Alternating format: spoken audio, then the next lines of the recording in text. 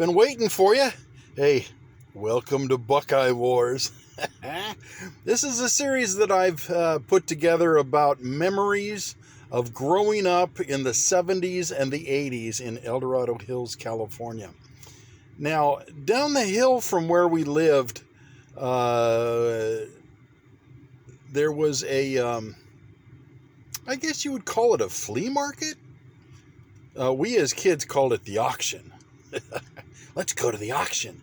And Bill's dad was very much interested in the auction because he was into electronics and had an awful lot of old like ham radios and old military type radios. He had a whole room full of these radios. In fact, I can remember sitting in the middle of the room and he had on maybe 5 or 6 televisions and radios and I'm not sure what you call it, but it was a device that picked up Morse code, and I couldn't understand how he kept up with all of it, but he enjoyed watching and monitoring many different things at the same time.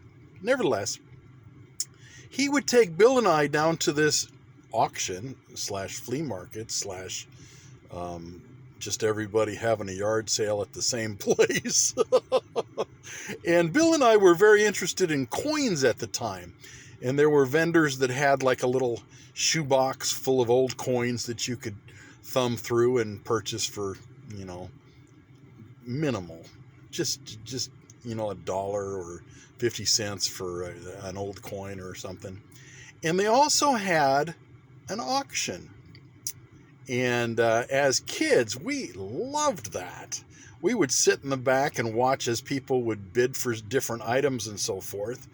And one time we decided to go and sit in the auction, and they were actually auctioning off a military saber, an old saber, sword.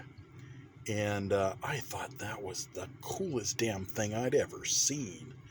And I had a little bit of money, probably no more than $20 on me, because it was the 70s and the 80s, and $20 was a hell of a lot of money. I may have had maybe 10. And I bid, and I won this military saber, an actual sword. It had a decent blade that it was relatively sharp. And I can remember taking that home, and my dad looked at me like, "What are you thinking? I'm not going to let you have a sword." And I said, "Dad, it's not like I'm going to cut anybody. I just like it." And if I remember right, he took it from me and put it in the closet in the master bedroom where the parents resided. And I was a snoop. I found it, but I didn't want to take it out of there because then I would be found out that I knew what was in that closet. That's also where he kept his Playboy magazines. Whoa. But yeah, I kind of got in trouble for purchasing a saber. Such is the life of a child at about 12, 13 years old. Anyway, thank you for coming and watching some of my Buckeye Wars. Stories of growing up in El Dorado Hills, California in the 70s and the 80s.